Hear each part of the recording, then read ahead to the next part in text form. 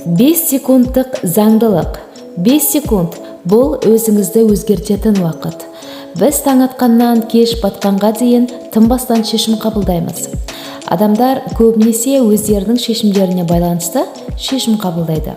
Егер сіз дәл қазір ойлағаныңыздай, жоспарлағаныңыздай әрекет жасай алсаңыз, денеңізді қимылдата алсаңыз, нені істемеу қажет, нені жемеу қажет, қатаң түрде бас тарта алсаңыз, онда кез келген адам мына өмірде жетістікке жетер еді. 5, 4, 3, 2, 1.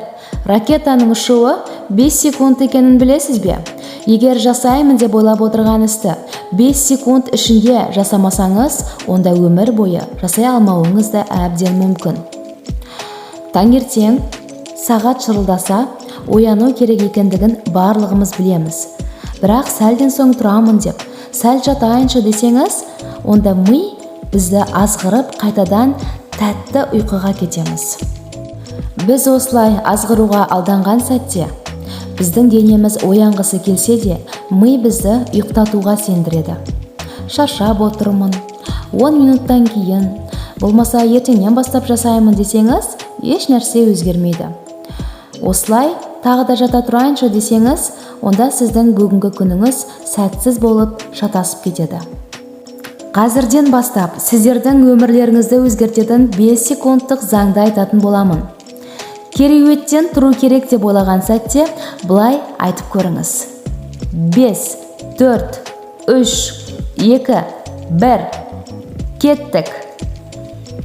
Көрпеңізді ашып, денеңізді көтеріп, сыртқа шығамыз. Осылай бір күнімізді бастаймыз. 5 секундты санап, бірден іске көшеміз. Бұл сізді рационализациялауға мүмкіндік бермейді.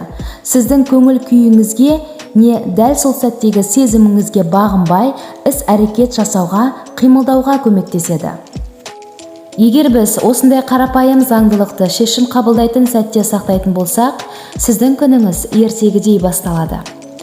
Спортпен айналысатын кезіңізде шаршап отырмын, жасағыңыз келмейтін сәттер келетін болса, диета ұстап жүрген кезде алдыңызға ең жақсы көретін тамақты әкеліп қойса, немесе демалып отырғанда жұмыс жасау керектігі есіңізге түскен кезде, 5 секундтық заңды есіңізге түсіріңіз.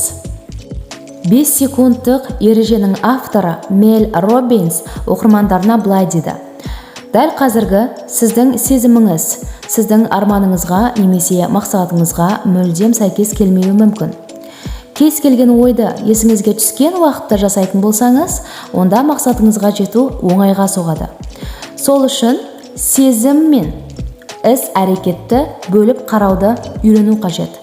5 секундтық заңдылық дәл осы сезім мен іс-әрекетті бөліп қараудың таң қаларлық амалы. Ал енді бейне жазбаны көріп отырған болсаңыз, нені жоспарлап отырсыз? 5 секундтық заңды пайдаланып, өміріңізді өзгертуге қалай қарайсыз? Сізге жауап беруге 5 секунд уақыт бердім.